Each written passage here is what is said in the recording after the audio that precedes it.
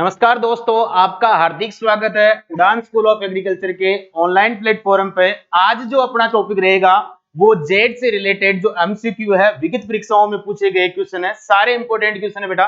वापस इन्हीं क्वेश्चनों के बारे में अपन चर्चा करेंगे। तो देखते हैं एमसीक्यू स्टार्ट होती है। फर्स्ट क्वेश्चन जो आ रहा है बेटा अपना, वो आ रहा है कि नेशनल हॉर्टिकल्चर बोर्ड का मुख्यालय कहाँ स्थित है। देखो भाई, पहला क्वेश्चन देखो, नेशनल हॉर्टिकल्चर बोर्ड का मुख्यालय कहाँ स्थित है। तो करनाल हरियाणा में है, या रेवाड़ी में है, या गुड़गांव में है, या हिसार में। तो यहाँ जो अपन ऑप्शन के बारे में देखते हैं, यानी एनएचएम की बात हो रही है, national horticulture board, NHB, national horticulture board जो है ये आपका कहाँ स्थित है। तो अपन बात करते हैं, नेशनल हॉर्टिकल्चर बोर्ड जो है ये आपका कहाँ पे है, गुड़गांव हरियाणा के अंदर है भाई। कहाँ है, गुड़गांव हरियाणा के अंदर जो है नेशनल हॉर्टिकल्चर बोर्ड का जो कार्यालय स्थापित किया गया है। विगत परीक्षाओं में पूछे हुए क्वेश्चन है सारे के सारे। अब देखते हैं चारों क्वेश्चनों के बारे में देखते हैं। करनाल हरियाणा में क्या अपने पास में, करनाल हरियाणा में NDRI, national dairy research institute. तो अपन कह सकते हैं कि national dairy research institute, national dairy research institute जो है ये आपका कहां पे है भाई, ये आपका करनाल हरियाणा में। कहां है, करनाल हरियाणा, करनाल हरियाणा। तो करनाल हरियाणा के अंदर आपका क्या रह जाएगा, नेशनल डेयरी रिसर्च इंस्टीट्यूट। आगे देखते हैं हिसार के अंदर क्या है, national bureau, national bureau of animal genetic resources. देखो भाई, national national bureau of animal animal genetic genetic resources, resources, यानी अपन कह सकते हैं कि नेशनल एनिमल जेनेटिक रिसोर्सेज जो है ये आपका कहां पे है, करनाल हरियाणा में। तो अपन कह सकते हैं national bureau of animal genetic resources, NP NP NPBGR, national bureau of national bureau of animal genetic resources. National bureau of animal genetic resources जो है वो कहां पे है, करनाल सॉरी हिसार हरियाणा में। कहां पे, हिसार हरियाणा में। तो आपके समझ में आ गया हो कि नेशनल हॉर्टिकल्चर बोर्ड का जो मुख्यालय है वो आपका कहां पे भाई, गुड़गांव हरियाणा के अंदर है। आया हुआ क्वेश्चन है, वापस रिपीट हो सकता है, थोड़ा ध्यान से देखना, ठीक है। आगे नेक्स्ट क्वेश्चन की ओर बढ़वार करते हैं, देखते हैं कि अगला क्वेश्चन क्या है। देखो भाई, फल वृक्षों के लगाने की षटभुजाकार विधि। देखो भाई, क्वेश्चन को पढ़ना ध्यान से। फल वृक्षों के लगाने की षटभुजाकार विधि, वर्गाकार विधि की अपेक्षा कितने प्रतिशत पौधे अधिक लगते हैं। देखो भाई, क्वेश्चन काफी इंपॉर्टेंट है, यानी उस विधि के बारे में पूछ रहा है जिस विधि, यानी वर्गाकार विधि। अपन कह सकते हैं कि बाग लगाने की वह विधि जिसमें 4 पौधे मिलकर एक वर्ग का निर्माण करते हैं। वर्गाकार विधि क्या होती है कि बाग लगाने की वह विधि जिसमें 4 पौधे मिलकर एक वर्ग का निर्माण करते हैं, उसे अपन क्या कहते हैं, वर्गाकार विधि। तो यहाँ क्वेश्चन क्या पूछ रहा है कि वर्गाकार विधि की अपेक्षा, वर्गाकार विधि की अपेक्षा कितने प्रतिशत पौधे जो है षटभुजाकार विधि के अंदर अधिक लगते हैं। ये भी काफी कॉमन क्वेश्चन है, यहां से भी क्वेश्चन आता है बाग लगाने की विधियों में। तो अपन देखते हैं कि बाग लगाने की षटभुजाकार विधि जो है उसके अंदर 15% पौधे अधिक लगेंगे, यानी स्क्वायर मेथड की बात हो रही है। वर्गाकार विधि की अपेक्षा बाग लगाने की षटभुजाकार विधि के अंदर 15% पौधे क्या लगते हैं भाई, अधिक लगते हैं। तो अपन बात कर रहे हैं षटभुजाकार विधि के बारे में। देखो भाई, षटभुजाकार विधि जो है इससे आपको क्वेश्चन ये पूछेगा बाग लगाने की कौन सी विधि में वर्गाकार विधि की अपेक्षा जो है 15% अधिक पौधे लगते हैं। तो षटभुजाकार विधि के अंदर 15% पौधे क्या लगते हैं, अधिक लगते हैं। दूसरी बात क्या है, दूसरी बात यह है कि बाग लगाने की कौन सी विधि जो है शहरी, यानी शहर के समीप, शहर के समीप महंगी भूमियों में अपनाई जाती है, महंगी भूमियों में अपनाई जाती है। तो आपसे ये भी क्वेश्चन पूछा जाता है कि शहर के समीप महंगी भूमियों में कौन सी विधि का प्रयोग किया जाता है। तो वो भी आपकी कौन सी आ जाएगी भाई लोगों, षटभुजाकार विधि। कौन सी आ जाएगी, षटभुजाकार विधि। तो आपके सभी के समझ में आ रहा होगा कि षटभुजाकार विधि जो है इसके अंदर वर्गाकार विधि की अपेक्षा कितने % पौधे अधिक लगेंगे, 15% पौधे अधिक लगते हैं। समझ में आ गई। आगे देखो भाई, आगे देखते हैं, अगले क्वेश्चन की ओर बढ़वार करते हैं। देखो भाई, अगला क्वेश्चन क्या आ रहा है, आपके सामने क्वेश्चन आया कि खजूर की देर से पकने वाली किस्म कौन सी है। देखो भाई खजूर की जो है अलग अलग किस्म है, अगेती किस्में अलग है ना, मध्यम किस्में अलग है, पछेती किस्में है। तो आपको इनमें से किस्मों का चुनाव करना है कि कौन सी ऐसी किस्म है जो पछेती बुआई के लिए सर्वोत्तम मानी जाती है। तो अपन देखते हैं हलावी, हलावी तो अगेती किस्म है, मेडजूल भी अगेती किस्म है, जाहिदी भी अलग अगेती किस्म है। लेकिन यहाँ जो आपका ऑप्शन रहेगा फोर्थ, यानी ये सामरान वेराइटी जो है, यानी सामरान वेराइटी जो है ये आपकी कौन सी किस्म है भाई, पछेती किस्म है। सामरान वेराइटी कौन सी है, पछेती किस्म मानी जाती है। तो आपसे क्वेश्चन ये पूछा जा सकता है कि खजूर की अगेती किस्म कौन सी है, तो अगेती किस्म जो है वो कौन सी आ जाएगी, अगेती किस्म आपकी हल्लावी मेडजूल। यहाँ पे क्या हो जाएगा भाई लगो, मेडजूल। तो मेडजूल वेराइटी, हल्लावी और जाहिदी वेराइटी जो है ये आपकी अगेती किस्म है।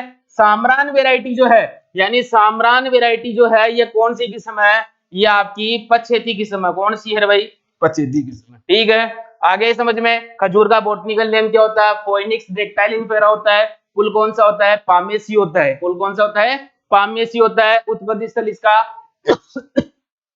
इराक माना जाता है। आगे देखते हैं कि अगला क्वेश्चन जो है वो क्या रहा है आपके पास में। देखो भाई अगला क्वेश्चन जो है वो है कि फूल गोभी में भूरी गलन, फूल गोभी में भूरी गलन व्याधि किस तत्व की कमी से होती है। यहाँ क्वेश्चन को पढ़ना, अच्छी तरीके से समझना।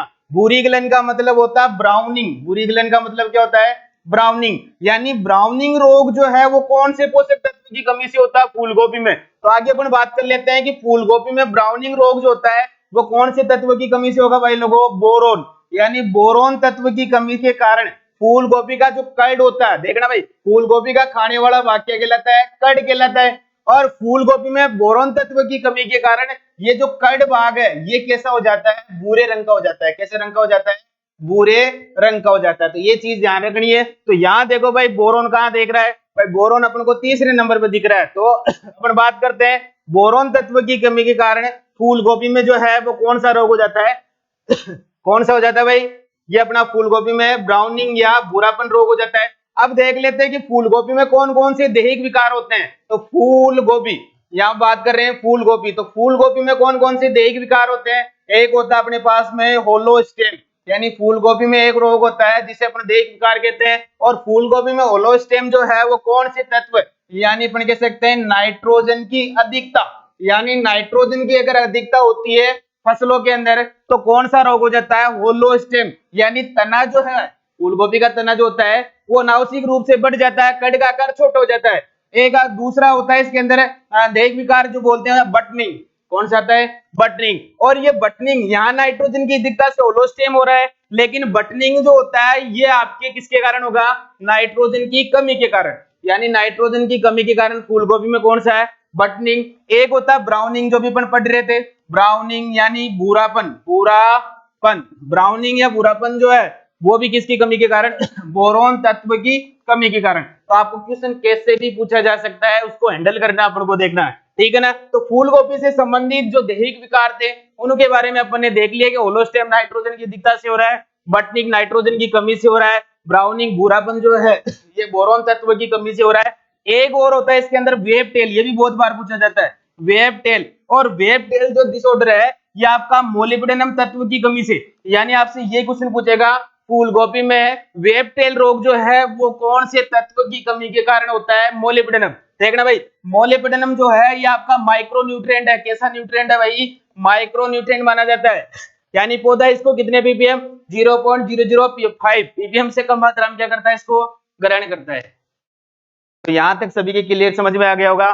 फूल गोभी से संबंधित जितने भी दैहिक विकार थे उनके बारे में अपन ने स्टडी कर ली, ठीक है। आगे देखो भाई, आगे देखो क्वेश्चन क्या आ रहा है कि राजस्थान में सोनामुखी यानी सनाई की खेती का प्रमुख क्षेत्र माना जाता है। देखना बेटा सनाई यानी सोनामुखी या सनाई, यहाँ बात सोनामुखी की हो रही है, यानी ये औषधीय फसल है। कौन सी फसल है, औषधीय। पहली बात तो आपको पता होना चाहिए कौन सी फसल है, औषधीय फसल है। और सोनामुखी या सनाई की अगर अपन बात कर रहे हैं तो पहले अपन बोटनिकल नेम की बात कर लेते हैं। सनाई या सोनामुखी जो है इसका बोटनिकल नेम केसिया अंगस्टिफोलिया होता है। क्या होता है रे, केसिया अंगस्टिफोलिया होता है। अब देखते हैं कि सोनामुखी के प्रोडक्शन के अंदर कौन सा कौन सा डिस्ट्रिक्ट जो है वो फर्स्ट प्लेस पे है राजस्थान के अंदर? तो सोनामुखी के उत्पादन में देखो भाई जोधपुर है या उदयपुर है या बांसवाड़ा है या टोंक। देखो भाई अपन देखते हैं सोनामुखी, तो सोनामुखी के प्रोडक्शन में अपना कौन आ जाता है? जोधपुर आ जाता है। समझ में आ गई आपके यहां तक बात?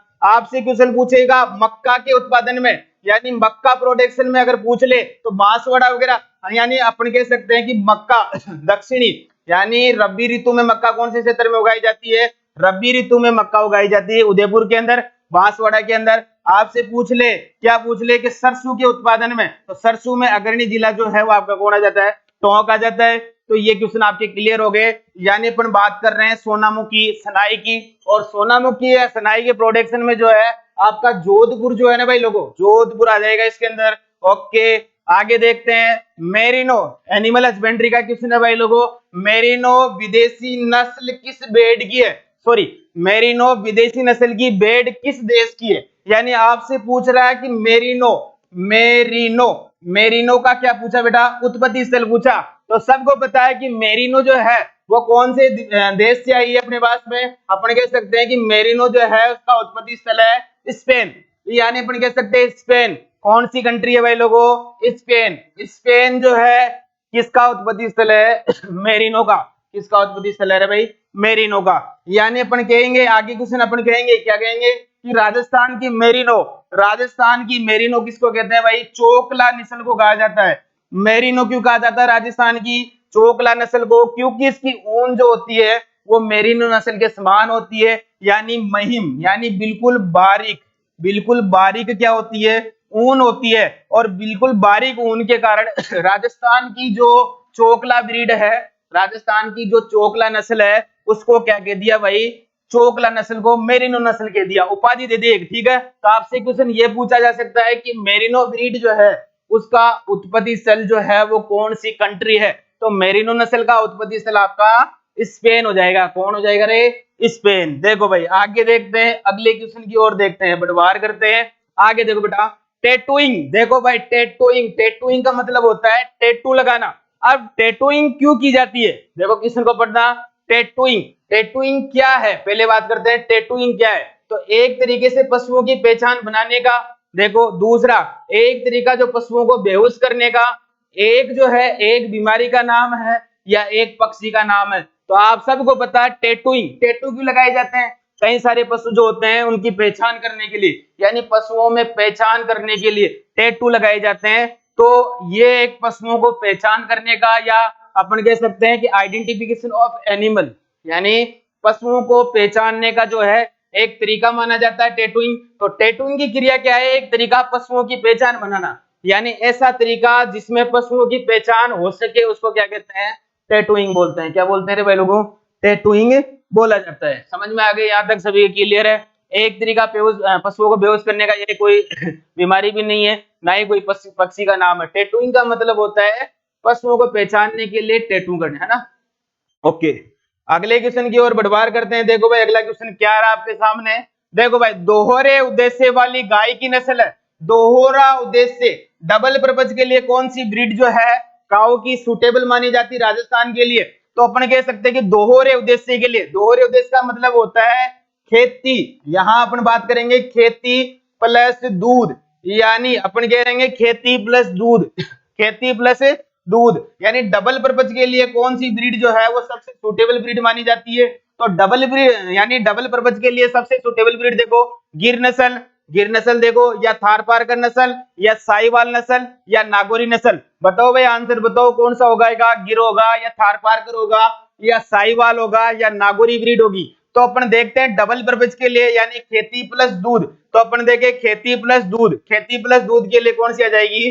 थारपारकर। थारपारकर नस्ल जो है ये रेगिस्तानी नस्ल है, इसका उत्पत्ति स्थल जो होगा वो पश्चिमी राजस्थान माना जाता है। और थारपारकर नस्ल जो है ये आपके खेती प्लस दूध, यानी आपकी फार्मिंग करने के लिए और इसके दूध प्रोडक्शन के लिए पाली जाती है। देखो भाई गिर के बारे में देख लेते हैं। गिर जो है ये भी एक दूध है, दूध ये नस्ल मानी जाती है, यानी मिल्क प्रोडक्शन के लिए इसको पाला जाता है। तो गिर नस्ल जो है इसका उत्पत्ति स्थल क्या हो जाएगा? गुजरात का काठियावाड़ जंगल, यानी गिर नस्ल जो है इसका उत्पत्ति स्थल क्या हो जाएगा? गुजरात का काठियावाड़ जंगल माना जाता है। और राजस्थान में आपसे पूछेगा कि राजस्थान में गिर नस्ल के पशु कहाँ मिलते हैं भाई लोगों, अजमेर और भीलवाड़ा, अजमेर और भीलवाड़ा। यानी आपको गिर नस्ल से दो क्वेश्चन पूछे जाएंगे। क्वेश्चन क्या आएगा कि गिर नस्ल क्या, उत्पत्ति स्थल क्या है।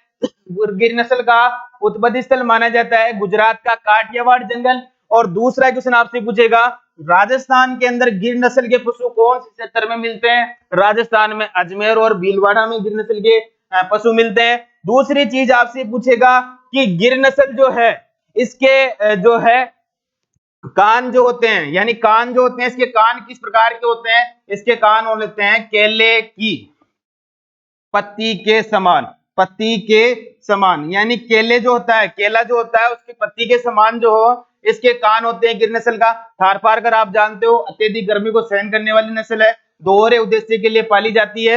और साहिवाल जो ब्रीड है, साहिवाल के बारे में आप सब जानते हो, साहिवाल जो है ये भी एक महत्वपूर्ण ब्रीड मानी जाती है दूध पालन के लिए। साहिवाल का उत्पत्ति स्थल पाकिस्तान का, पाकिस्तान जो है पाकिस्तान का मोंट डूंगरी, यानी मोंट डूंगरी जो है इसका उत्पत्ति स्थल माना जाता है। पाकिस्तान का माउंट डूंगरी साहिवाल नस्ल का उत्पत्ति स्थल माना जाता है। और इसके कान जो होते हैं पेंडुलम के समान, यानी घड़ी जो होती है ना, घड़ी, घड़ी के समान लटकते हुए आपको देखने को मिलेंगे। किसके नस्ल के कान, साहिवाल ब्रीड के कान जो है वो घड़ी के समान लटकते हुए मिलते हैं। साहिवाल ब्रीड जो है इसका दूध जो होता है अन्य नस्लों की अपेक्षा क्या होता है, मीठा होता है, क्योंकि उसमें क्या होता है भाई लोगों, लैक्टोज होता है। क्या होता है सबसे ज्यादा, लैक्टोज। यानी इसके दूध के अंदर जो है 5 से 5.5% जो है लैक्टोज का अनुपात होता है। अर्थात अपन कह सकते हैं कि साहिवाल नस्ल जो है इसका दूध सर्वाधिक मोटा होता है। उसके बाद में अपनी ब्रीड आती है अगली नागौरी ब्रीड। कौन सी आती है, नागौरी। और नागौरी नस्ल का जो उत्पत्ति स्थल है नागौर जिला माना जाता है। इसकी एक मुख्य पहचान है, यानी आपसे क्वेश्चन पूछेगा नागौरी नस्ल की क्या पहचान है, सीधी पीठ, मजबूत गर्दन, चौड़ी छाती। इस नस्ल के बैल जो होते हैं वो कृषि कार्य हेतु क्या माने जाते हैं, कृषि कार्य हेतु क्या माने जाते हैं, सर्वोत्तम माने जाते हैं। यानी कृषि कार्य हेतु ही क्या माने जाएंगे, सर्वोत्तम माने जाते हैं। तो यहां तक सभी के समझ में आ गया, चारों क्वेश्चनों का अपन ने एक्सप्लेन किया। ओके, अगले क्वेश्चन की ओर बढ़वार करते हैं। देखो भाई अगला क्वेश्चन क्या रहा, अगला क्वेश्चन क्या पूछ रहा है, देखो भाई क्वेश्चन को पढ़ना है उसके बाद में उसका आंसर देना भाई लोगों। भैंस की सूरती नस्ल का मूल उत्पत्ति स्थल है, यानी भैंस की सूरती नस्ल जो है उसका आपको ओरिजिन पहले से बताना है, उत्पत्ति स्थल बताना है। तो भैंस की सूरती नस्ल का उत्पत्ति स्थल राजस्थान है या गुजरात है या हरियाणा है या आपका महाराष्ट्र माना जाता है। तो अपन बात करते हैं यहाँ सूरती। तो सूरती ब्रीड जो है इसका उत्पत्ति स्थल आप सबको पता है गुजरात है। यानी सूरती नस्ल के पशु जो है, भैंस की सूरती नस्ल के पशु आपको गुजरात में देखने को मिलेंगे। कहाँ देखने को मिलेंगे, गुजरात में। तो सूरती ब्रीड के पशु कहाँ है भाई, गुजरात के अंदर जो है सूरती नस्ल के जो पशु है वो आपको देखने को मिलते हैं। आगे देखो भाई हरियाणा किसका उत्पत्ति स्थल है, हरियाणा अपनी मुर्रा ब्रीड जो है ना उसका उत्पत्ति स्थल कौन सा है, हरियाणा का रोहतक जिला माना जाता है। और महाराष्ट्र जो है ये कोई ब्रीड का जो है ओरिजिन पहले से नहीं है। तो अपन देख रहे हैं यहाँ गुजरात और हरियाणा, तो यहाँ जो सूरती ब्रीड है इसका जो है उत्पत्ति स्थल क्या हो जाएगा, गुजरात हो जाएगा। देखो सूरती नस्ल की अगर मैं बात करता हूं तो सूरती नस्ल की एक आइडेंटिफिकेशन आपको याद रखनी है, यानी इसके सींग जो होते हैं, यानी इसके सींग किसके समान होते हैं भाई, इसके सींग जो होते हैं दराती के समान। दराती यानी सब जानते हो, दराती जो होती है उसके समान क्या होते हैं, इसके सींग होते हैं राउंड के अंदर। ठीक है, आगे समझ में, ओके। उसके बाद देखो अगले क्वेश्चन की ओर बढ़वार कर रहे हैं। अगला क्वेश्चन क्या आ रहा है आपके सामने, अगला क्वेश्चन आता है कि निम्नलिखित में से कौन सा विषाणु जनित रोग नहीं है। यानी आपको यह बताना है कि विषाणु जनित डिजीज कौन सा नहीं है जो विषाणु के द्वारा नहीं होता है। देखो भाई क्वेश्चन, चेचक तो विषाणु के द्वारा होता है। अतिसार जो है ये आपका विषाणु के द्वारा नहीं होता है भाई। अतिसार जो है ये किसके द्वारा होता है, ये आपके जीवाणु के द्वारा होता है। यानी अतिसार रोग जीवाणु से होता है। रानीखेत आप सबको पता है मुर्गियों का प्रमुख रोग माना जाता है। यानी रानीखेत डिजीज जो है ये किसके द्वारा होता है, ये भी विषाणु के द्वारा होता है। पोलिमिक्सो विषाणु होता है उसके द्वारा होता है। निमोनिया होता है ये भी आपका विषाणु के द्वारा होता है। यानी चेचक, रानीखेत और निमोनिया ये सारे ही मुर्गियों के रोग है। किसके रोग है भाई लोगों, मुर्गियों के रोग माने जाते हैं। किसके हैं, मुर्गियों की। तो यहाँ अतिसार डिजीज जो है, यानी अपन कह रहे हैं अतिसार। अतिसार रोग जो है ये किसके द्वारा हो रहा है, किसके द्वारा हो रहा है, जीवाणु के द्वारा हो रहा है। ये भी चेचक रोग भी जो है मुर्गियों में होता है। रानीखेत जो है ये भी पोलिमिक्सो जो है ये भी आपके किसके द्वारा होगा, विषाणु के द्वारा। आगे देखो, आगे बढ़वार कर रहे हैं, अगला क्वेश्चन क्या आ रहा है अपने पास में। अगले क्वेश्चन की ओर देखते हैं कि रानीखेत, अभी देखा कुछ समय के पहले अपन रानीखेत के बारे में देखा कि रानीखेत रोग से संबंधित है। यानी रानीखेत रोग जो है वो कौन से पशुओं में सर्वाधिक होता है। तो रानीखेत रोग के बारे में देखो भाई, भेड़ व बकरी में होता है, बिल्कुल नहीं होता है। गाय व भैंस में भी नहीं होता है, सुअर और घोड़े में भी नहीं होता है, या कुक्कुट से होता है। तो आप मुझे बताओ कि क्वेश्चन जो है उसका आंसर क्या होगा। रानीखेत रोग जो है भेड़ या बकरी में होगा, या कुक्कुट में होगा, या गाय व भैंस में होगा, या सुअर व या घोड़े में होगा। तो मुझे एक चीज बताओ, आंसर बताओ इसका क्या रहेगा। इसका आंसर रहेगा कुक्कुट। कुक्कुट का मतलब होता है मुर्गिया। यानी रानीखेत जो रोग है, ये रानीखेत रोग किसका प्रमुख रोग माना जाता है रे भाई, मुर्गियों का प्रमुख रोग माना जाता है। किसका माना जाता है, मुर्गियां जो है ना उनका प्रमुख रोग माना जाता है। और किसके द्वारा होता है, ये वायरस के द्वारा होता है। किसके द्वारा होता है, वायरस के द्वारा होता है। और इसमें सबसे ज्यादा पक्षियों की क्या होती है, मृत्यु हो जाती है। यानी रानीखेत रोग जो है सबसे विकराल रोग माना जाता है मुर्गियों का, सबसे खतरनाक रोग माना जाता है। जिसमें सर्वाधिक कुक्कुट जो होते हैं, यानी सर्वाधिक मुर्गियां जो है उनकी क्या हो जाती है, मौत हो जाती है। भेड़ और बकरी से संबंधित आप सबको पता है कि भेड़ और बकरी से संबंधित जो रोग होता है वो कौन सा होता है, एंथ्रेक्स रोग हो जाता है। कौन सा हो जाता है भाई, एंथ्रेक्स रोग जिनमें ज्यादा होता है। गाय और भैंस में जो है गलगोटू रोग ज्यादा होता है।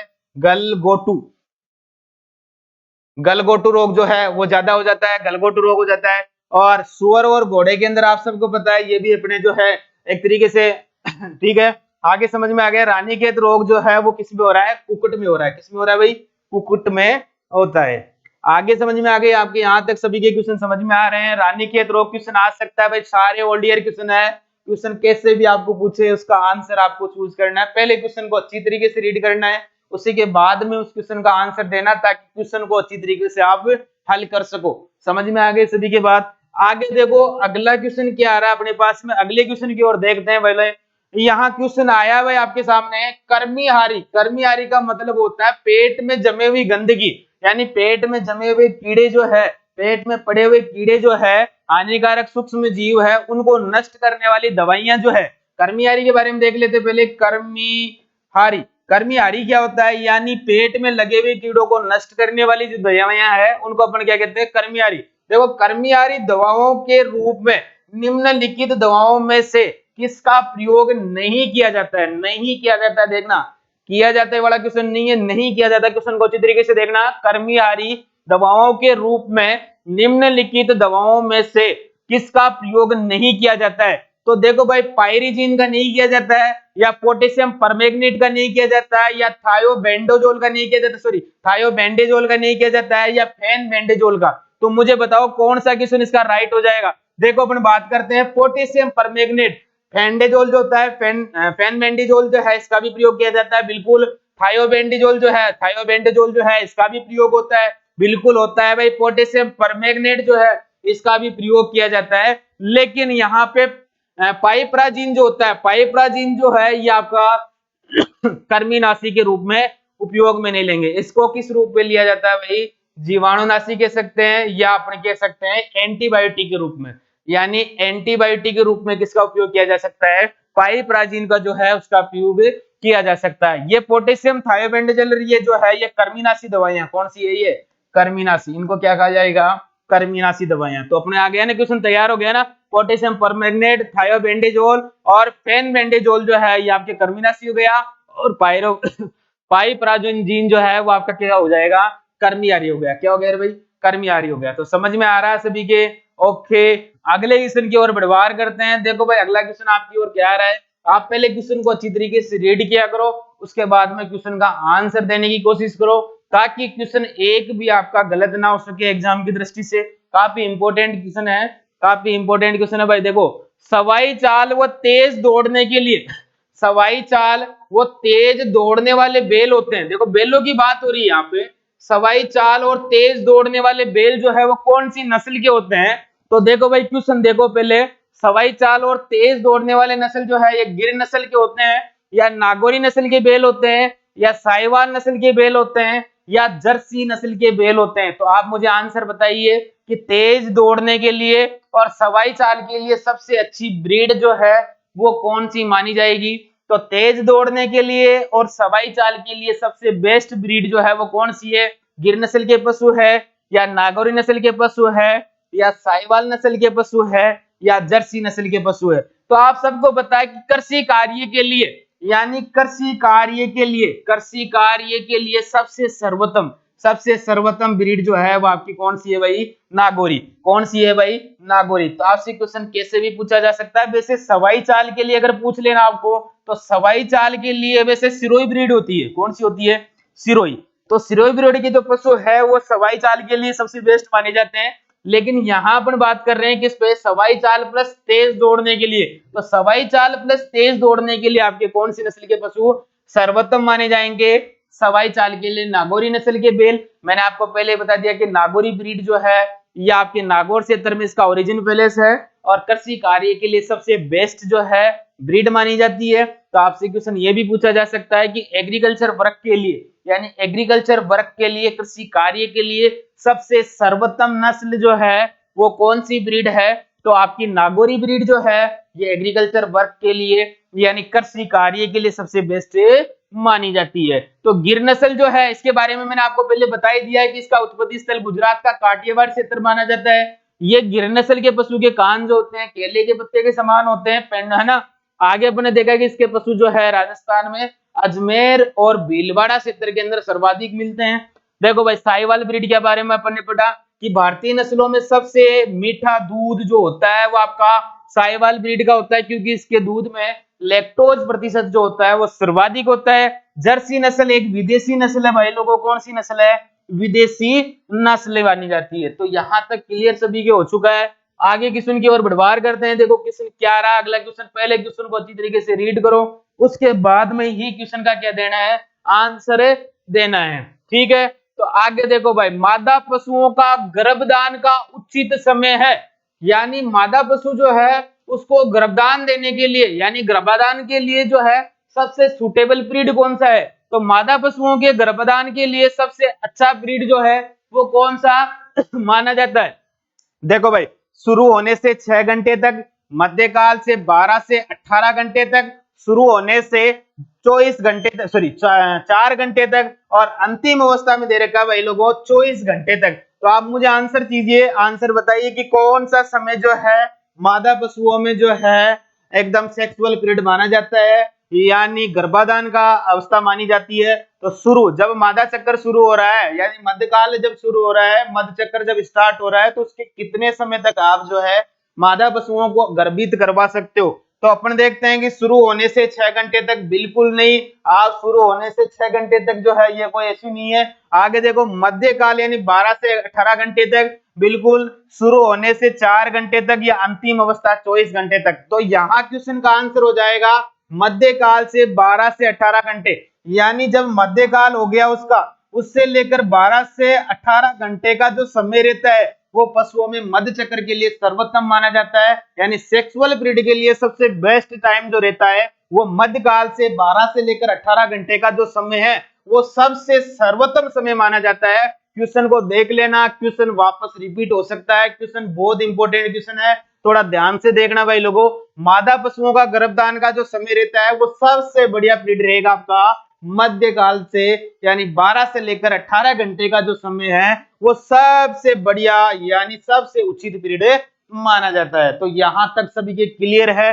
देखो भाई अपने 14 क्वेश्चन जो है अटेम्प्ट करे हैं, उनमें से आप आंसर देने की कोशिश करना। क्वेश्चन अगला आपके सामने क्या आ रहा है? देखो भाई क्वेश्चन अपना आ रहा है कि सर्वप्रथम, देखो भाई सबसे पहले सर्वप्रथम नवजात बछड़ों या बछड़ियों को पिलाना चाहिए। देखो भाई सर्वप्रथम आप जो है नवजात बछड़े और बछड़ियां हैं उसको क्या पिलाओगे? खीस पिलाओगे, दूध पिलाओगे, या पानी दोगे, या ग्लूकोज का घोल देना है? तो सबसे पहले नवजात बछड़े जो है उनको क्या पिलाया जाता है? देखो यहाँ बात हो रही है नवजात बछड़े की, तो आप सबको पता है कि ग्लूकोज का पानी नहीं दिया जाता है, पानी भी नहीं पिलाया जाता है। सर्वप्रथम दूध तो जो है वो बिल्कुल भी नहीं देना है, सर्वप्रथम खीस दिया जाता है। यानी मादा पशु के ब्यात के तुरंत बाद मादा के थनों से प्राप्त हल्के लैक्टियल पदार्थ को क्या कहते हैं रे? खीस कहते हैं। क्या कहते हैं? खीस कहते हैं। यानी मादा पशु के ब्यात के तुरंत बाद मादा के थनों से प्राप्त श्वेत नहीं, हल्के पीले लैक्टियल पदार्थ को क्या कहेंगे? खीस कहेंगे। यहाँ पे कोलेस्ट्रोम भी आ सकता है आपके लिखा हुआ, कोलेस्ट्रोम। तो आपको कंफ्यूज नहीं होना, कोलेस्ट्रोम का मतलब भी क्या होता है? खीस होता है। और खीस को पिलाने का मतलब क्या है भाई? खीस क्यों पिला रहे हैं? खीस को पिलाने का मतलब होता है इसके अंदर एंटीबायोटिक होते हैं। क्या होता है इसके अंदर? एंटीबायोटिक होता है। जो बछड़े जो होते हैं ना, बछड़े यानी छोटे जो बछड़े हैं, उनके बछड़ों की जो है क्या बढ़ाता है ये? बछड़ों की क्या बढ़ाएगा? रोग प्रतिरोधक क्षमता। रोग प्रतिरोधक क्षमता यानी रोग प्रतिरोधक क्षमता जो है उसको क्या करता है? ये इंप्रूवमेंट करता है। तो सर्वप्रथम नवजात बछड़ों को और बछड़ियों को पिलाया जाता है, क्या पिलाया जाता है? खीस पिलाया जाता है। तो यहां तक क्लियर हो गया सभी के? दूध पिलाने का, दूध की डेफिनेशन क्या हो जाएगी कि मादा पशु के ब्यात के 10 दिन पूर्व या 15 दिन पूर्व मादा के थनों से प्राप्त श्वेत लैक्टियल पदार्थ को ही क्या कहेंगे? दूध कहेंगे। तो यहाँ क्वेश्चन आपको समझ में आ रहा होगा कि सर्वप्रथम जो है वो आप खीस पिलाओगे, क्योंकि इसके अंदर एंटीबायोटिक अच्छा होता है जो बछड़ों की रोग प्रतिरोधक क्षमता का बढ़ाता है। साथ ही साथ ये क्या खीस क्या करता है? मर्दू रेचक का कार्य भी करता है। किसका कार्य करता है रे? मर्दू रेचक का भी कार्य करता है। खीस का जो अपेक्षित घनत्व होता है, खीस का जो अपेक्षित घनत्व होता है वो दूध की अपेक्षा क्या होता है? ज्यादा होता है। तो एक ध्यान रखने वाली भाई बात है कि इसका अपेक्षित घनत्व कितना होता है रे? 1.040 से 1.080 होता है। यानी खीस का अपेक्षित घनत्व कितना हो जाएगा? 1.040 से 1.080 हो जाएगा। तो यहां तक सभी के समझ में आ गया? क्लियर हो जाना चाहिए भाई। क्वेश्चन सारे इंपोर्टेंट है, ध्यान रखना। क्वेश्चन है बहुत इंपोर्टेंट क्वेश्चन है ना। आगे देखो, अगले क्वेश्चन की ओर बढ़वार करो। देखो अगला क्वेश्चन क्या आ रहा है। क्वेश्चन को पहले अच्छी तरीके से रीड करो, पढ़ो, और उसके बाद में मुझे आंसर बताओ कि आंसर क्या रहेगा। गाय, भेड़, बकरी में इंसाइजर दांत, कृंतक दांत होते हैं। यानी गाय है, भेड़ है, बकरी है, इंसाइजर दांत का मतलब होता है कृंतक, यानी काटने वाले, चारा को काटने वाले दांत कौन से हैं इनमें से? बताओ मुझे। केवल ऊपर के जबड़े में होते हैं, यानी इंसाइजर दांत जो होते हैं वो केवल ऊपर के जबड़े में होते हैं, या केवल नीचे के जबड़े में होते हैं, या दोनों ऊपर और नीचे जो है काटने और चबाने वाले दांत होते हैं? उपयुक्त में से कोई नहीं। आंसर बताओ please, correct answer the question please बताओ भाई। क्वेश्चन का आंसर ये रहेगा। देखो देखो, कृंतक दांत जो होते हैं यानी आपके काटने वाले जो दांत रहेंगे, काटने वाले दांत यानी चारे को काटने वाले जो दांत रहेंगे, कृंतक दांत जो रहेंगे वो केवल आपके पशु के निचले जबड़े में होते हैं भाई। ये ध्यान रखना, कृंतक दांत जो होते हैं वो पशु के निचले जबड़े में होते हैं। ठीक है, क्वेश्चन समझ में आ रहा है? गाय, भेड़, बकरी में इंसाइजर दांत, कृंतक दांत जो होते हैं वो कहाँ होते हैं? केवल नीचे के जबड़े में होते हैं। कहाँ होते हैं भाई? केवल नीचे के जबड़े में होते हैं। आ गया 16 नंबर का क्वेश्चन समझ में? ओके, अगले क्वेश्चन की ओर बढ़वार करो। देखो भाई क्वेश्चन देखो, क्वेश्चन अच्छी तरीके से रीड करते जाओ, कॉपी और पेन साथ लेके बैठता है और लिखते रहना साथ के साथ में, क्या दूध जो है क्वेश्चन क्या इंपोर्टेंट है क्या नहीं है। ओके, आगे देखो भाई, गाय के दूध में वसा प्रतिशत होता है, ना कि भैंस के दूध के बारे में पूछ रहा है। यहाँ पे देखो एवरेज दिया हुआ है, सारी चीज एवरेज है कि गाय के दूध में वसा प्रतिशत होता है, यानी गाय जो है उसका दूध जो है उसके अंदर फैट प्रतिशत कितना होता है? 1 से 3% होता है, 4 से 5% होता है, या 7 से 10% होता है, या 8 से 10% होता है? बताओ भाई, आंसर बताओ फटाफट। 1 से 3 होगा, 4 से 5 होगा, या 7 से 10 होगा, या 8 से 11 होगा? तो अपन देखते हैं कि गाय का जो दूध है उसके अंदर एवरेज वसा जो है वो कितना होता है? 4 से 5% होता है। कितना होता है रे? 4 से 5%। देखो भाई 4 से 5% कहाँ आ रहा है? सेकंड ऑप्शन जो है आपका आंसर जो है राइट हो जाएगा कि गाय का दूध जो है इसके अंदर वसा प्रतिशत जो रहता है वो कितना परसेंट रहता है? 4 से 5% रहता है। तो समझ में आ गया आपके? समझ में? 7 से 10% अगर पूछ ले तो ये आपके भैंस का जो दूध रहता है उसके अंदर 7 से 10% एवरेज जो रहेगा, यानी अपन कहेंगे कि अधिकतम या न्यूनतम जो है वसा प्रतिशत होता है। यानी मुर्रा भैंस जो है उसके दूध में 7% तक जो है आपको जो है क्या देखने को मिलेगा? वसा प्रतिशत देखने को मिलेगा। और यहाँ पे बदावरी ब्रीड जो है जिसका उत्पत्ति स्थल उत्तर प्रदेश का बदावरा जिला माना जाता है, इसका रंग जो होता है तांबे के समान होता है, आगे से पीछे से जो है चौड़ी होती है, आगे से सकड़ी होती है, नाव के आकार की होती है। इसके दूध में जो है वो कितने परसेंट वसा होता है? 13% वसा होता है। सबसे ज्यादा आपसे पूछ ले कि भैंसों की नस्ल में सबसे ज्यादा वसा प्रतिशत कौन सी ब्रीड में होगा, तो भैंसों की नस्ल में सबसे ज्यादा जो वसा प्रतिशत होता है वो आपकी कौन सी ब्रीड में होता है? भदावरी ब्रीड में होता है। इसके अंदर 13% तक जो है वो वसा जो है आपको देखने को मिलती है। तो यहाँ का आंसर जो देखो, गाय के दूध में वसा प्रतिशत आपका 4 से 5%। ओके, क्लियर होता जा रहा है सभी के साथ का साथ। ओके, आगे देखो, अगले क्वेश्चन की ओर देखते हैं। अगला क्वेश्चन क्या रहा आपके सामने? अगले क्वेश्चन को और देखो। देखो, पहले क्वेश्चन को अच्छी तरीके से पढ़ना है, उसके बाद में क्वेश्चन का आंसर देना, ताकि क्वेश्चन आपके गलत नहीं हो सके, क्योंकि यहाँ कंपटीशन का काम है भाई। ध्यान रखना, क्वेश्चन को अच्छी तरीके से पढ़ो, उसके बाद में ही आपका जो है क्वेश्चन का आंसर चूज करो, ताकि क्वेश्चन कहीं आपके गलत नहीं हो सके। देखो भाई, बकरे के मांस को क्या कहते हैं? यानी बकरा जो है उसके मांस को क्या कहते हैं? बीफ कहते हैं, चेवन कहते हैं, पोर्क कहते हैं, मटन कहते हैं। क्वेश्चन का आंसर दो भाई, right the question of answer. यानी क्वेश्चन का आंसर बताओ आप। देखो भाई, बीफ होता है, चेवन होता है, या पोर्क होता है, या मटन होता है? तो देखो भाई, बीफ तो जो है ये आपका बीफ जो है ये किसके मांस है? गाय का मांस है। बीफ किसके मांस को कहेंगे भाई लोगों? गाय के मांस को कहेंगे। चेवन किसके मांस को है? हाँ, यहाँ बकरे का मांस जो आपका क्या कहलाता है? चेवन कहलाता है। यानी बकरे व बकरी, कंफ्यूज नहीं होना है। बकरे व बकरी का मांस क्या कहलाएगा? चेवन कहलाएगा। क्या कहलाएगा रे? चेवन कहलाएगा। तो पोर्क किसका कहलाता है? पोर्क कहलाता है आपका सुअर का। पोर्क किसका मांस कहलाता है रे? सुअर का कहलाता है। और मटन किसका कहलाता है? ये भेड़ का कहलाता है। किसका कहलाता है? भेड़ का। तो आपसे क्वेश्चन पूछा जा सकता है, देख रखा, गाय के मांस को क्या कहते हैं? बीफ। अगर आपको पूछ ले कि गाय के बछड़े के मांस को क्या कहते हैं? गाय के बछड़े, यानी गाय के बछड़े के मांस को क्या कहेंगे? गाय के बछड़े के मांस को व्हील कहा जाता है। क्या कहा जाता है रे?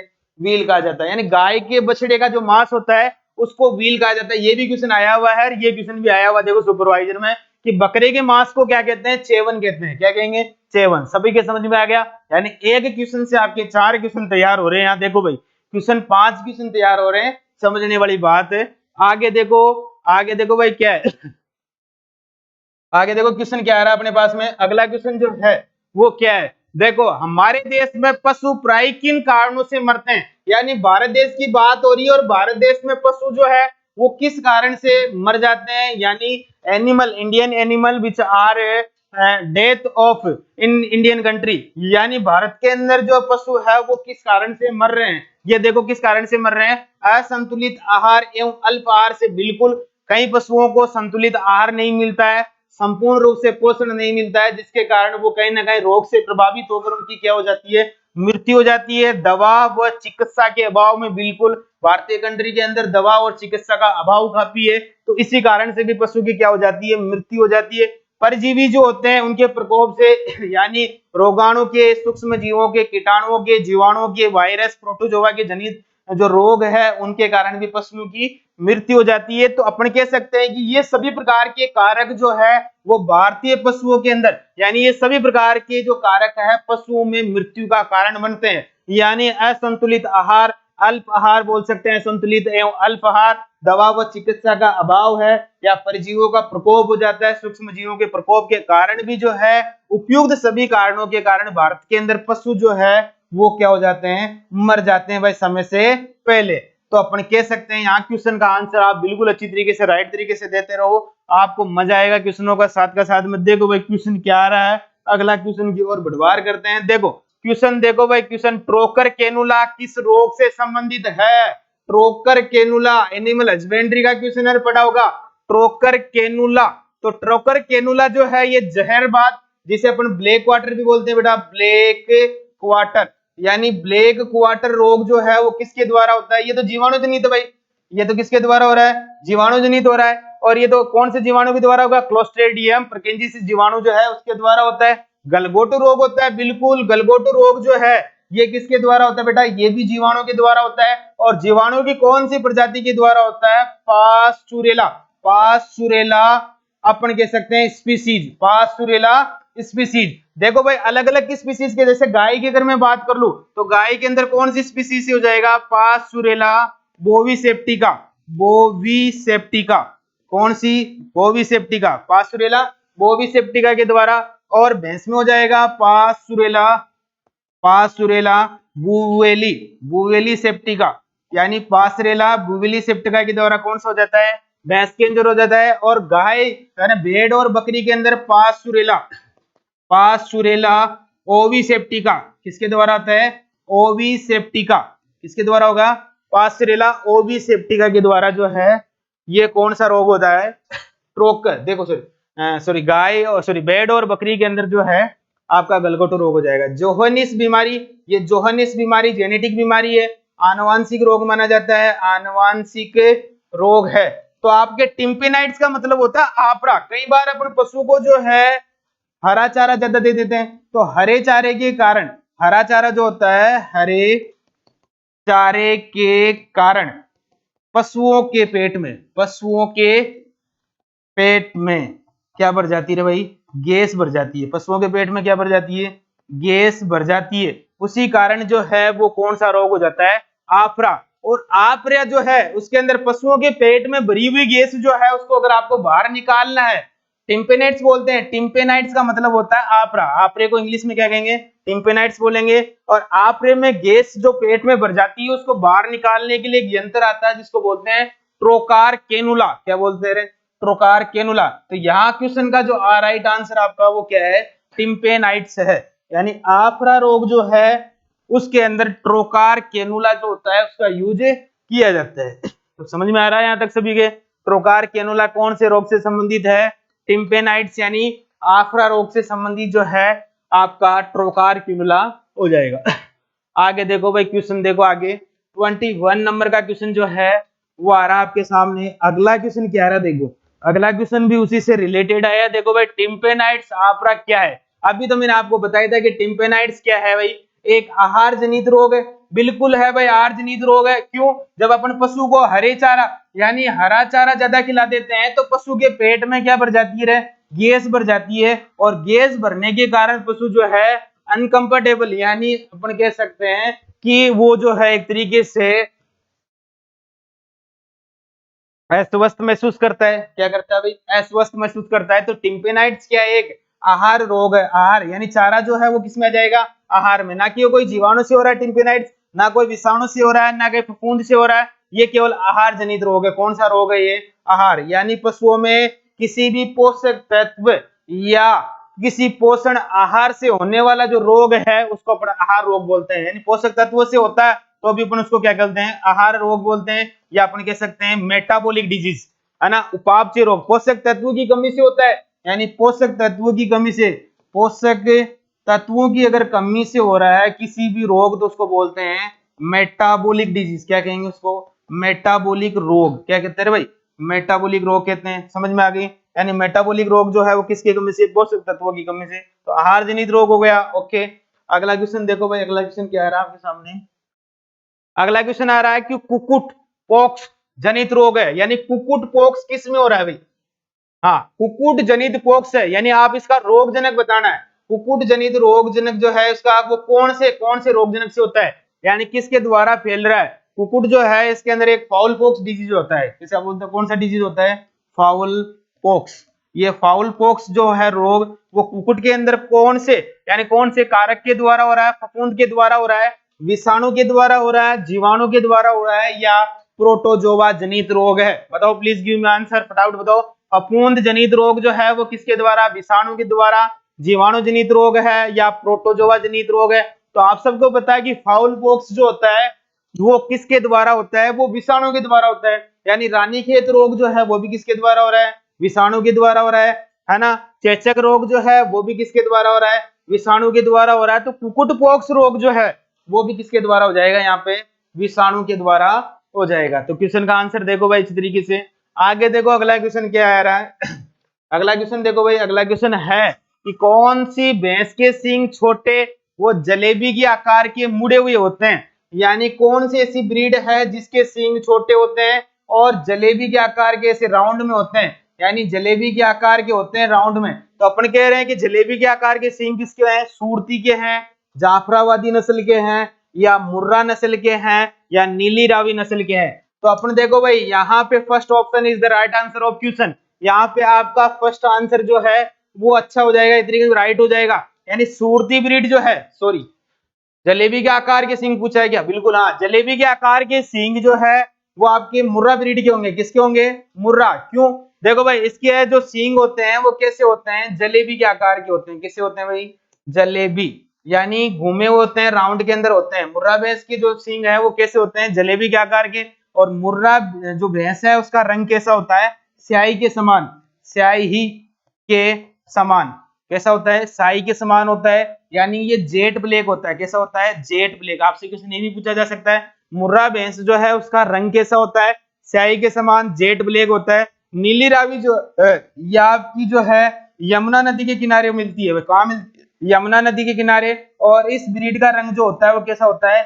नीला होता है। कैसा होता है? नीला। जाफराबादी नस्ल जो है ये गुजरात का काठियावाड़ जंगल जो है इसका उत्पत्ति स्थल माना जाता है। इसका भी एक, इसको मिनी एलिफेंट भी कहा जाता है। क्या कहा जाता है इसको? Mini elephant.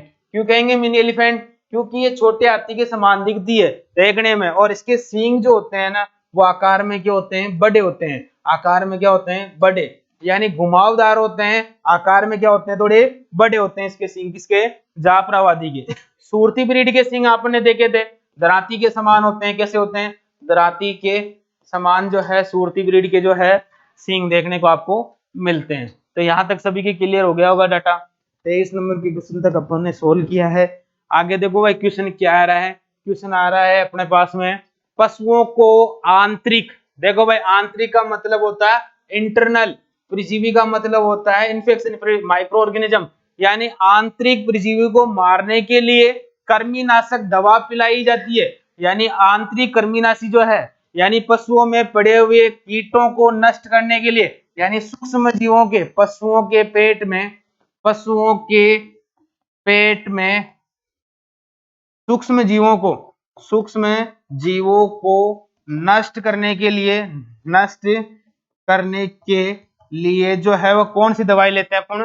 कृमिनाशी लेते हैं। कौन सी लेते हैं? और कृमिनाशी। और कृमिनाशी दवाई जो है उसको कब पिलाया जाता है? देखो भाई समय बताओ, वर्ष में एक बार पिलाया जाता है, या प्रत्येक माह, प्रत्येक मंथ में पिलाई जाती है, या वर्ष में 2 बार पिलाई जाती है, 2 वर्ष में 1 बार पिलाई जाती है? बताओ मुझे कि कृमिनाशी दवाई जो है, यानी पेट में जमे हुए हानिकारक सूक्ष्म जीवों को नष्ट करने के लिए जो है फेनफेंडेजोल दे रहे थे ना अभी, पोटेशियम परमैंगनेट, फेनफेंडेजोल, वो दवाइयां जो है उनको कब पिलानी है आपको? अरंडी का तेल जो हो गया ये भी कृमिनाशी का कार्य करता है। तो आपको जो है वर्ष में जो है 2 बार, यानी हर 6 महीने में, हर 6 महीने अंतराल के अंदर आपको जो है पशुओं को कृमिनाशी दवाइयां जो है पिलानी चाहिए। ठीक है।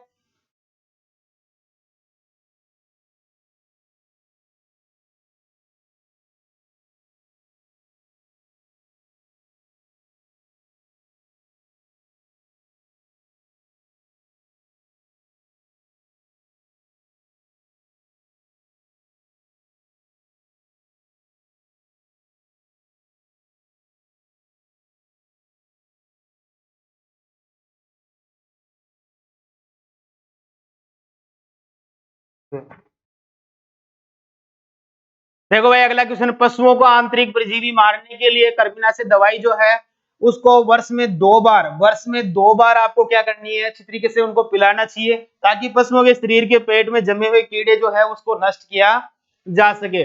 देखो भाई अगला क्वेश्चन, देखो अगला क्वेश्चन क्या आ रहा है कि दूध दोहने की सबसे सर्वोत्तम विधि कौन सी है? एनिमल हस्बेंड्री का क्वेश्चन है भाई। पूर्ण हस्त विधि है, अंगूठा विधि है, चुटकी विधि है, या इनमें से कोई नहीं है? देखो भाई कौन सी विधि है? पूर्ण हस्त विधि, अंगूठा विधि है, या चुटकी विधि है? तो यहाँ दूध दोहने की सबसे सर्वोत्तम विधि मानी जाती है पूर्ण हस्त दोहन। इसके अंदर पशुओं के जो थन होते हैं ना, पशुओं के जो थन होते हैं उसमें क्या नहीं बनती रे भाई? पशुओं के थनों में गांठें नहीं बनती है। यानी पूर्ण हस्त दोहन जो है, यानी अपन कह सकते हैं कि पूर्ण हस्त दोहन जो है ये विधि सबसे सर्वोत्तम मानी जाती है। अंगूठा विधि जो है ये सबसे जो है अपन कह सकते हैं कि हानिकारक विधि मानी जाती है। कौन सी विधि मानी जाती है? हानिकारक विधि मानी जाती है, क्योंकि इसमें पशुओं के थनों में क्या बन जाती है? गांठें बन जाती है। यानी अंगूठा विधि के माध्यम से। चुटकी विधि किसमें लेते हैं? बकरी और भेड़, बकरी व भेड़ जो है ना उसके अंदर जो है वो कौन सी विधि का प्रयोग किया जाता है? चुटकी विधि का। बकरी व भेड़ जो है उसमें कौन सी विधि का? चुटकी विधि के द्वारा दूध निकाला जाता है। तो यहाँ क्वेश्चन का आंसर देखो भाई, पूर्ण हस्त दोहन विधि दूध दोहने की सबसे सर्वोत्तम विधि मानी जाती है पूर्ण हस्त दोवन विधि जो है सबसे बेस्ट पीरियड माना जाता है किसका, दूध होने का। देखो अगला क्वेश्चन जो है वो क्या हो रहा है कि कम क्षेत्रफल में चावल की नर्सरी तैयार करने के लिए उपयुक्त विधि कौन सी है। यानी कम क्षेत्रफल में, ज्यादा क्षेत्रफल आपको लेना नहीं है, कम क्षेत्रफल में अगर आपको चावल की नर्सरी तैयार करनी है तो उसके लिए सबसे बेस्ट मेथड कौन सा है, डेपोक मेथड है या सूक्ष्म क्यारी मेथड है या गीली क्यारी विधि है या SRI, इसको बोलते हैं श्री विधि भी कहा जाता है, इसको क्या बोलते हैं, इसको श्री विधि भी कहते हैं। तो कौन सी विधि जो है, SRI विधि है या गीली क्यारी विधि है, सूक्ष्म विधि है या आपकी जो है डेपोक विधि। देखो भाई कम क्षेत्रफल में, यानी आपको कम क्षेत्रफल में अगर डेपोक विधि, कौन सी विधि आ जाएगी यहाँ पे, डेपोक विधि। यानी कम क्षेत्रफल में अगर आपको उगाना है तो उसके लिए कौन सी विधि लेनी है आपको, डेपोक विधि। डेपोक विधि जो होती है इसमें 11 से 13 दिन के अंदर पौधे जो है वो अच्छी तरीके से जर्मिनेट हो जाते हैं। और डेपोक विधि जो है इसका क्षेत्रफल जो है 25 से 30 सेंटीमीटर स्क्वायर, मीटर स्क्वायर रखा जाता है, सेंटीमीटर नहीं मीटर स्क्वायर रखा जाता है, ठीक है ना। तो अपन कह सकते हैं कि डेपोक विधि जो है ये कम क्षेत्रफल के अंदर जो है धान की नर्सरी तैयार करने की सबसे सर्वोत्तम विधि मानी जाती है। तो आपसे ये भी क्वेश्चन पूछा जा सकता है कि धान में जो नर्सरी है वो सबसे कम समय में जो है वो कौन सी रहेगी, डेपोक विधि। तो क्वेश्चन को अच्छी तरीके से देखो, अगला क्वेश्चन क्या रहा आपने, शुगर केन यानी गन्ना में प्रयुक्त शुगर शब्द किस भाषा का लिया गया है। देखो भाई शुगर केन शब्द जो है वो कौन सी भाषा का शब्द है, संस्कृत भाषा का है, ग्रीक भाषा का, सॉरी अंग्रेजी भाषा का है, ग्रीक भाषा का है या लैटिन भाषा का है। बताओ भाई क्वेश्चन का आंसर। संस्कृत जो है वो कौन सी भाषा का है, सॉरी गन्ना शब्द जो है, शुगर केन शब्द जो है वो कौन सी संस्कृत का है, अंग्रेजी का है, ग्रीक का है, लैटिन का है। तो संस्कृत शब्द जो है, शुगर केन जो है वो कौन सी शब्द का है, संस्कृत। शुगर केन यानी गन्ना, गन्ना शब्द जो है वो कौन सी भाषा का शब्द है, संस्कृत भाषा का। ओके आगे देखो अगला क्वेश्चन। पूसा जाइंट किस फसल की महत्वपूर्ण किस्म मानी जाती है। पूसा जाइंट किसकी है, रिजके की है, जवार की है, बरसीम की है, सॉरी जई की है या बरसीम की है। तो पूसा जाइंट जो है ये सबसे जो है मानी जाएगी आपकी किसकी, बरसीम की। किसकी किस्म है पूसा जाइंट, बरसीम की वेराइटी होती है भाई। पूसा जाइंट किसकी है, बरसीम की है भाई, किसकी है, बरसीम की। समझ में आ गई क्या, ओके आगे देखो अगला क्वेश्चन देखो। जैविक मृदा में जैविक पदार्थ की मात्रा कितनी होनी चाहिए, यानी जैविक पदार्थ की मात्रा कितनी होनी चाहिए, बायोलॉजिकल सोइल के अंदर ऑर्गेनिक मैटर की क्वांटिटी कितने परसेंट होनी चाहिए, 20% से अधिक, 10 से 20% या 5 से 10% या 5% से कम। तो जैविक मृदा के अंदर, यानी जैविक मृदा में जैविक पदार्थ की सांद्रता कितनी होनी चाहिए, 20% होनी चाहिए। कितनी होनी चाहिए, 20%। आगे देखो अगला क्वेश्चन देखो कि केंद्रीय बारानी कृषि अनुसंधान केंद्र कहाँ है। केंद्रीय बारानी यानी अपन कह सकते हैं कि केंद्रीय सूक्ष्म अनुसंधान केंद्र कहाँ है, केंद्रीय सूक्ष्म कृषि अनुसंधान संस्थान कहाँ है, सोलापुर महाराष्ट्र। सोलापुर महाराष्ट्र में तो क्या है भाई, NRC ऑफ अनार है, यानी नेशनल रिसर्च सेंटर ऑफ अनार कहाँ पे है, सोलापुर महाराष्ट्र में है, हैदराबाद में है या बारामती में है। तो यहाँ जो है केंद्रीय जो रहेगा आपका वो कहाँ हो जाएगा, हैदराबाद में। तो केंद्रीय बारानी कृषि अनुसंधान जो संस्थान है वो कहाँ है आपका, हैदराबाद में। ठीक है, धन्यवाद, मिलते हैं अगली क्लास में, तब तक थैंक यू।